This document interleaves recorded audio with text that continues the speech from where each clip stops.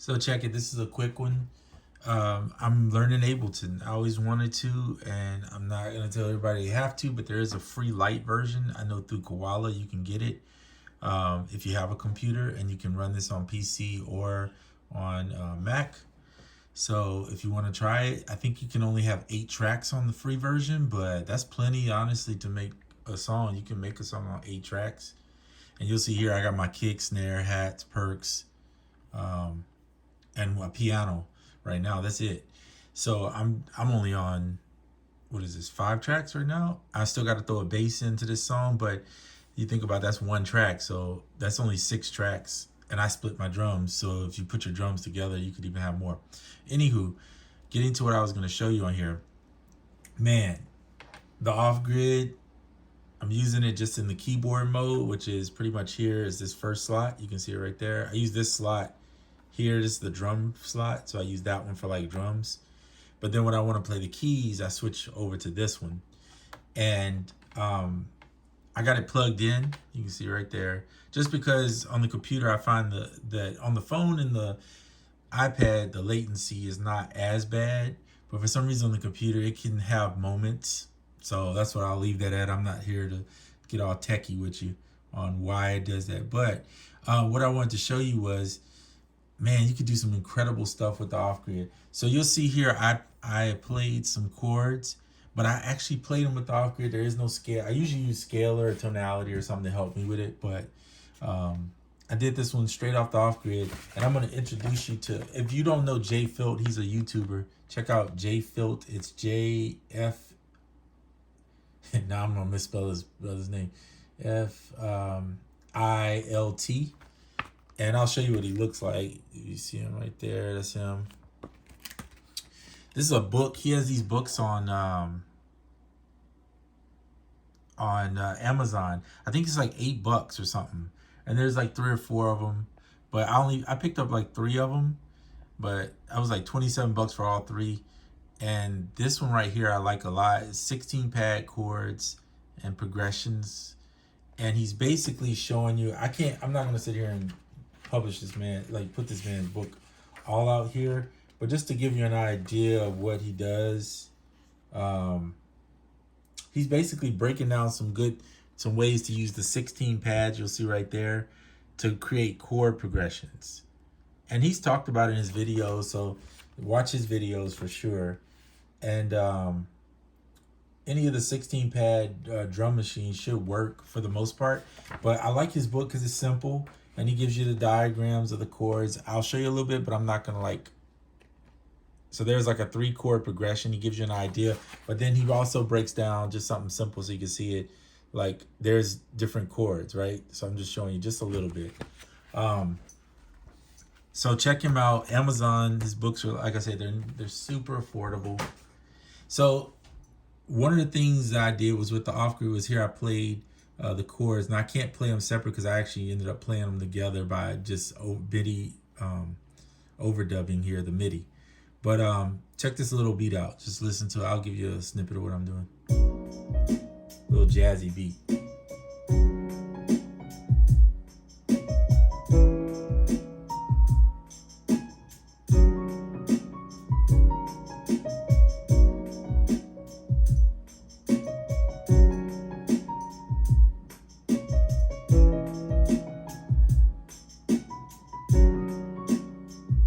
Yep. Okay, and so all I did was take the 3-chord progression that he did, and I played it a little different. I actually played it different, but still kept the same chords that he used within the 3-chord progression. And once I learned the 3 chords, I was like, boom, I can do that easy. So jumped on it, did it. And then I jumped from in the off-grid, and mind you don't have to have the off-grid. Whatever 16 drum machine you have, you can just do it on there. And then I laid down the chords, right? And then I went back in and I just listened. Instead of like, normally I'd be like, okay, what scale am I in, doing all that. But I had a little more fun this time around not doing that and just playing the music. Like just letting it, like what feels good on the melody to me.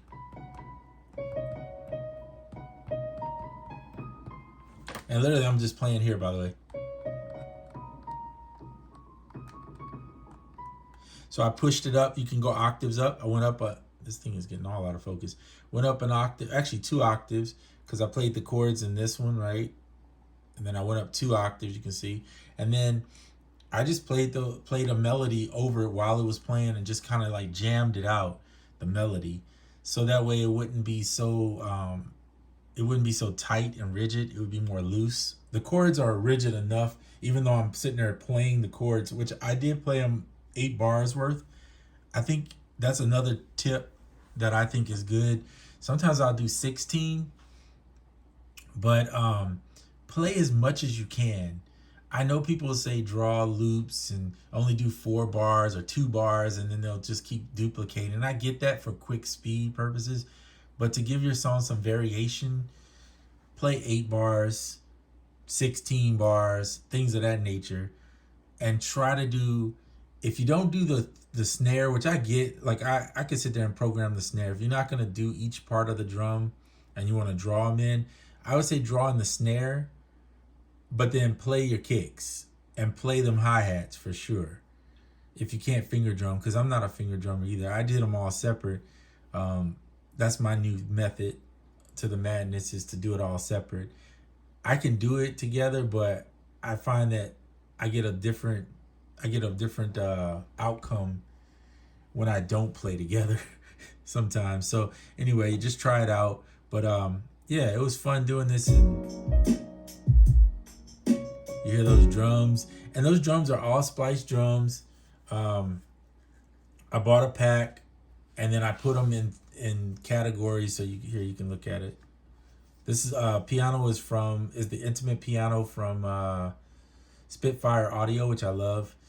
And the kicks, like I said, it came from a drum pack that I bought off of Splice, and I just took and put all the kicks. So if you go here, you'll see all these kicks. If you can see this little spot here where all these white dots or white markers is, this is all the kicks in one kick rack, because that to me is better for me. I can just go through, find out which kicks I like better. If I want a ghost kick, I can do the same thing, right? Just find out which kicks I like better. Same thing with the snares, same thing with the hi-hats. You can see here a lot of snares. And then I label them too, because I like to know which kit it came from and where I got it from. I'm very much into the labeling portion of it. I had some perks. I added a little bit of perks in there too. And I found too that when I do this, that I tend to, this is something I don't do when I just pick a drum here and put a drum in, and pick a drum, put a drum in, that I don't play with the other sounds that are in the kit. I'll usually pick like 1 or 2 that just sound super good, and then I move on. Whereas with this method, I actually found myself using the other stuff within the kits, which I think is actually really good to do from time to time, so that I'm just moving through these screens, so that you get a little variety and a little flavor. So check this out. This is the hi-hats, and I could have kept it simple, but I added in like 3 different hi-hats to make it work.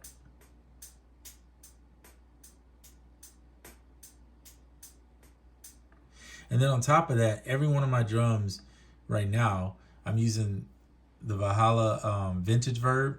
There's so many presets in this thing, but I use the drum air, and I'll just adjust the mix accordingly, because these hi-hats sound differently than what you're hearing. It's just I'm putting a little flavor to them with the reverb to make it sound a little bit different, right? So that everything don't sound exactly like the sample. It's just my way of handling, of doing it. Sometimes you'll see me do that. Sometimes you'll see me put a RC20 on it, because I love the lo-fi kind of vibe. But lately this Valhalla is just something else, man. And they have 3 free ones on there. So if you haven't checked them out, it's valhalladsp.com, I think. And then check out their 3 free ones. And then if you can afford it, or if you in the market for a reverb, $50 is pretty cheap for a solid reverb that's actually being used by a lot of the pros. And that vintage reverb is just spectacular. Anyway, not here to just talk about reverbs, but that's a good one to put. And you can use that thing over everything, by the way. I probably wouldn't put it on the bass, but you can definitely use it on everything else for sure. So anyway, this is about 10 minutes in now. I had plans to make this really short, but then I started talking. That's how it happens, I guess. Um, so yeah, find that, do your snares, do your parts for your drums, and make your music sound good by adding in little things to season it up, right? And yeah, that's about all we got for this one. So hope you enjoyed it. Hope you learned something. Maybe you can add to your workflow. Check out those books on Amazon by JFILT. Check his YouTube page too, because I think they're on there. That's where I found them. Plus, he, sometimes he'll mention them when he's showing tips and tricks.